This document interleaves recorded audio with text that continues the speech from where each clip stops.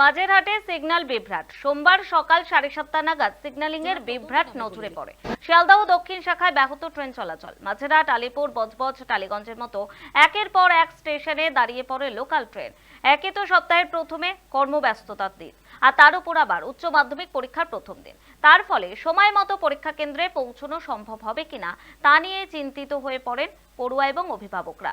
রেলের তরফে অবশ্য জানানো হয় কিছুক্ষণের মধ্যে পরিস্থিতি স্বাভাবিক হয়ে যায়। তবে তা সত্ত্বেও বিকল্প পথে পরীক্ষা কেন্দ্রে পৌঁছানোর চেষ্টা করেন অনেকেই। শেষ পাওয়া খবর অনুযায়ী আধ ঘন্টার মধ্যে ট্রেন চলাচল স্বাভাবিক হয়ে যায়। তবে ধীর গতিতে চলা শুরু করে ট্রেন।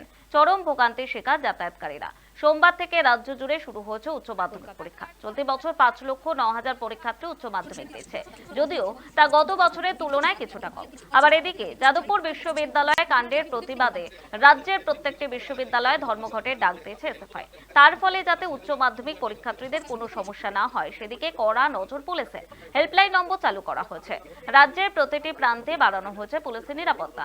এসবের মাঝে সাত সকালে ট্রেন বিভ্রাটের ছবি নজরে আসে, যদিও আধ ঘন্টার মধ্যে ট্রেন চলাচল স্বাভাবিক হয়ে যায়।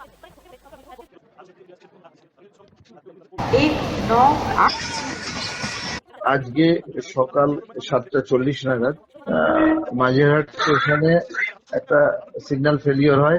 কাজের দিন প্লাস উচ্চ মাধ্যমিক পরীক্ষা আছে। আমাদের ইঞ্জিনিয়াররা যথাসাধ্য চেষ্টা করে। তারা এই 8:45 নাগাদ ফুট রাইট হয়। তার মধ্যে ট্রেন বন্ধ ছিল না।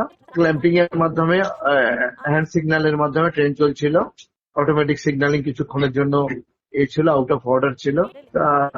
কিছু ট্রেন বাঞ্চিং হয়ে গেছিল বটে, কিন্তু পরীক্ষার্থীরা যথাযথভাবে পৌঁছতে পেরেছে। এখন কি পরিষেবা স্বাভাবিক রয়েছে?